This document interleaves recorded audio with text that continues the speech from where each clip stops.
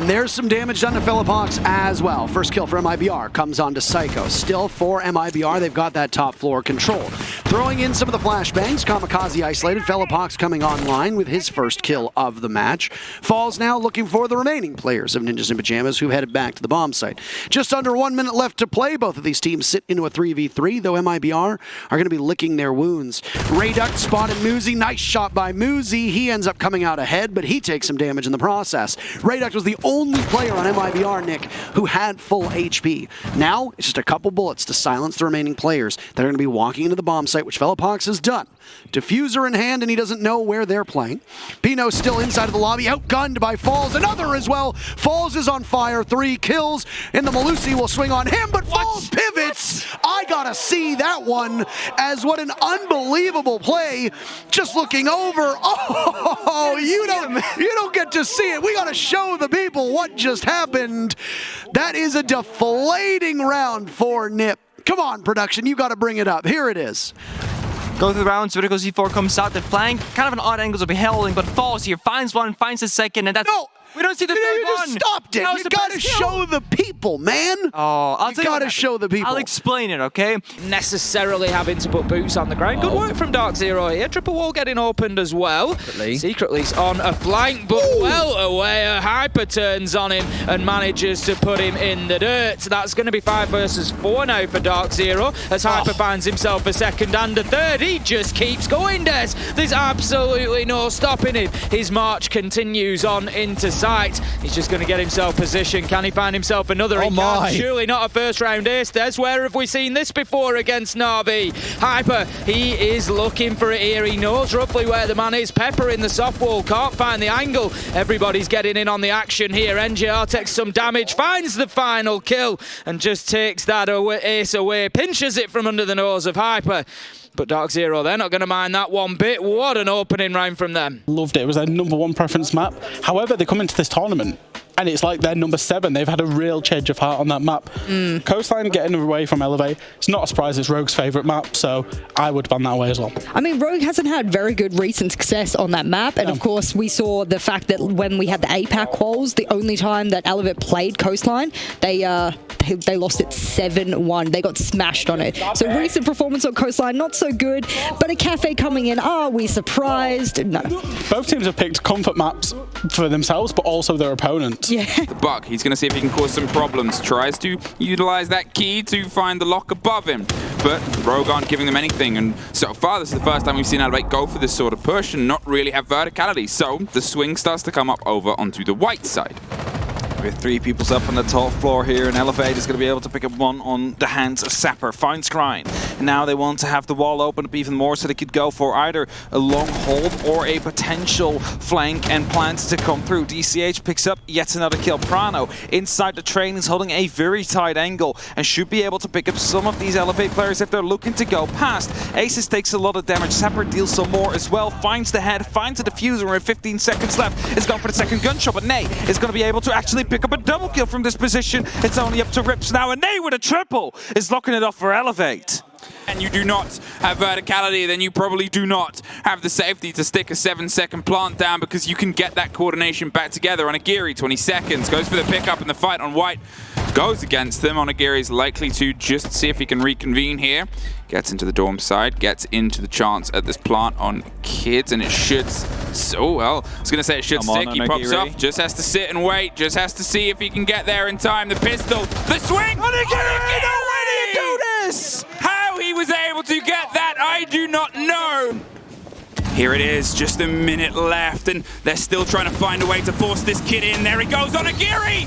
He gets the equality! He needs just one more to push that break, and the brink over the side. DCH pops it, no! Equaled for the record, but there's still a more important title to take, and that is the one of survival. The diffuser's cold! Rips and Nerix in a 1 versus 1! The swing onto Attic, and it's Nerix! Elevate secure themselves from the brink. They refuse to let APAC go down. EU has had beyond a rough day, but APAC made sure it was a fight all the way till the bitter end. Rare's looking to move in. He's going to get caught out here. No, how does he hit that shot? Canadian had every advantage there. Saw the man coming, knew exactly where he was and started shooting first, but somehow Rare finds a headshot. Eclipse, this is just one absolute killer after another. Eclipse across the main courtyard finds Rare with a headshot. 2v2. Furious still trying to get deep enough into sight to put the diffuser down. They've matched each other blow for blow though, Tim, as you say, down to a 2 versus 2 with about 20 seconds to play. The challenge coming in from courtyard, going to be a bit of a stinger. This is where they've got to make a move, but Hyde, he wins the reverse challenge coming out from NJR. Plants going down from Lender as he's tucked himself into the corner of kitchen. Eclipse has got to try and retake it in through bathroom, finds the one man, down goes the defuse, sees the gun as well. Can he clip it out here? A 3K in the round, a 1 versus 1, but she wins into a quad kill in the round. Going to stick the disable. Dark Zero go to 3 and 2.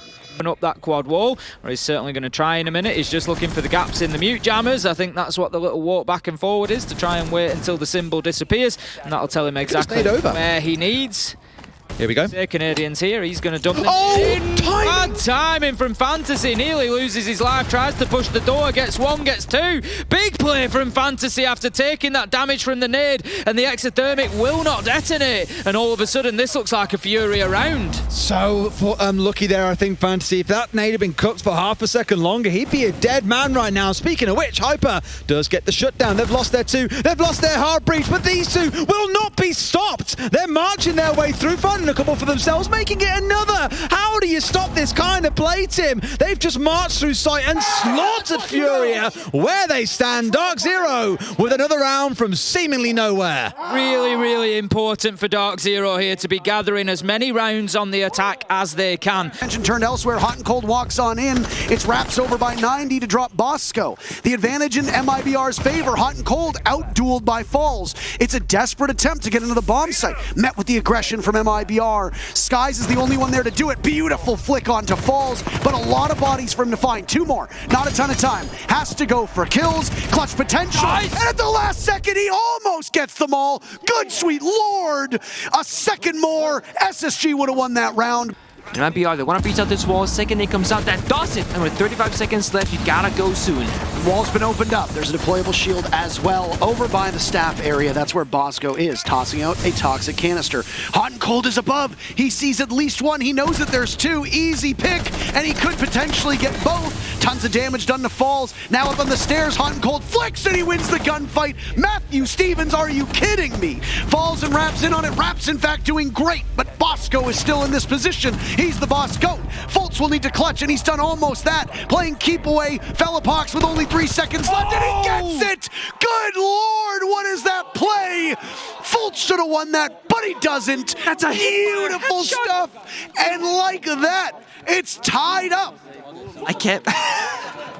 Might be the time for Woogieman to get in front of this. Vertical might be looking for a hop there, but no, he will stay inside instead. Coda with a big kill, but now down to 1 HP as he's already up and into Trophy. Able to secure 1, but now crawling on his belly to see if he can secure more. A stun out. It should fully blind this player. He'll find it, and Oxygen just simply are not stopping the push. Coded, how is he getting away with so much? He has so little HP in the moment. Woogieman will double back. He's back inside of Skull, and with 20 seconds remaining, they can get this case down. But do they have the visual ability to actually stop this from happening? Oxygen move forward, Bert to go down, he has the cross, and no! Woogieman from Woogie, and Damwon Gaming get around they were never intended to have. A 2v5 out from Damwon Key as they steal it right out of the hands of Oxygen. Now they peek back in, they've seen some troubles, they've seen a few aggressive players peeking back out. They've used the drones to find out those positions, and indeed, we're going to see the E1D charge come out to allow further pressure to just absolutely swing to both Trophy and Statuary. Oxygen relying too heavily on that off-site presence once again leaves the site far too vulnerable, and an easy plant is found for the Damwon Kia roster. Oh, another nade coming out. He knows that he's at the bottom of Astronomy, so he's not only going to hold the stairwell, but the door. The swing coming back through, and ill-advised from Yaga, but he has to do something here. That's the biggest problem. Foxy able to secure 1 with the Nitro Cell, but it's too little too late in the moment. They need so much more done here, and with Rin on the window, can he get 2? No. Vertical will shut him down as he finds some of his own, and as I said, a lot to do, but Vertical apparently up to the task as he finds Cat saying the angle that they opened up, simply working back towards them, and he gets it. it with 1 second remaining. Very well done from Vertical. 9-3 in the moment, and a saving grace for this defense. As he nearly catches Foxe trying to swing out from Study, leaving him at low HP, and open for Rin to finish him off as he now entries in from the north side. This is the dagger that they needed. Oh my god, Rin! Kino able to finally take down Yas, but can Rin find him? Impacts the wall, Kino slaps him inside a 90. Oxygen making a grandstand at the moment. Kino can't land some important shots. It's a 3v2 for Damwon Gaming. Woogieman to take down Laxing, and Kino falls. Damwon Gaming take their map in such a convincing way in overtime. Pivotal. They try and keep their player count alive for a lot longer than they have been up until this point. So Woogieman going to continue to give over respect, and finally meets himself with results here. Foxe tries to take the duel outside of Lambo, but it's Woogieman that aces the headshot against him instead. And all right, now he's back into it. Even respect being given over by Foxe. Oh he's gonna no! go forward. Oh no! Nitro's out.